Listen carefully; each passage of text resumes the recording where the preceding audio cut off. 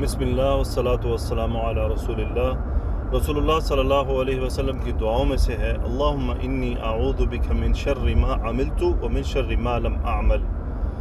نبی کریم صلی اللہ علیہ وسلم یوں دعا مانگا کرتے تھے کہ اے اللہ میں تیری پناہ میں آتا ہوں من شر ما عملت، جو بھی میں نے کیا اس کے شر سے، ومن شر ما لم اعمل، اور اس کے شر سے بھی جو میں نے نہیں کیا۔ سبحان اللہ، ذرا اس دعا پر غور کریں۔ انسان نیک اعمال بھی کرتا ہے اور برے اعمال بھی ہو جاتے ہیں انسان سے۔ نیک اعمال کا بھی شر ہوتا ہے، برے کے بھی شر ہوتے ہیں۔ برے اعمال کے انسان کو بعد میں تکلیفیں برداشت کرنی پڑتی ہیں، اس کی وجہ سے اگر تو وہ مالی طور پر برے اعمال ہوتے ہیں تو صاف ظاہر ہے اس کو مال کا نقصان اٹھانا پڑتا ہے، اس کے اثرات اس پر ہوتے ہیں۔ یا کوئی ایسے برے اعمال ہوں جس کا صحت کے ساتھ تعلق ہے تو پھر انسان کو صحت کی تکلیفیں اٹھانی پڑتی ہیں۔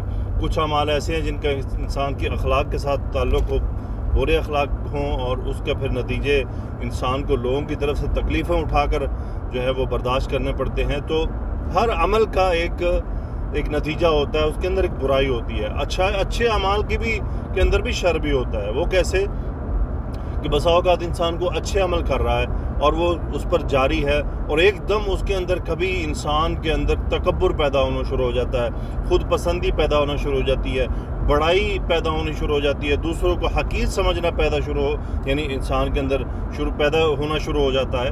تو یہ سب یعنی اچھے اعمال کے پھر شر ہوتے ہیں۔ تو سبحان اللہ، نبی کریم صلی اللہ علیہ وسلم نے ہمیں کیسی پیاری دعا سکھلا دی کہ یا اللہ، ہم اپنے ہر اس عمل کے شر سے تیری پناہ میں آتے ہیں جو ہم نے کیا اور جو ہم نے نہیں کیا اس کے بھی، یعنی ابھی تک ہم نے نہیں کیا، ہو سکتا ہم کل کو کوئی عمل کریں اس کے اندر بھی کوئی شر ہو، اس کا بھی کوئی نقصان ہو۔ تو نبی کریم صلی اللہ علیہ وسلم کی دعاؤں کو ہم اپنی زندگی کا حصہ بنائیں، اپنی نمازوں کا حصہ بنائیں، کہ جب ہم ہاتھ اٹھائیں تو ہم ان دعاؤں کو مانگیں۔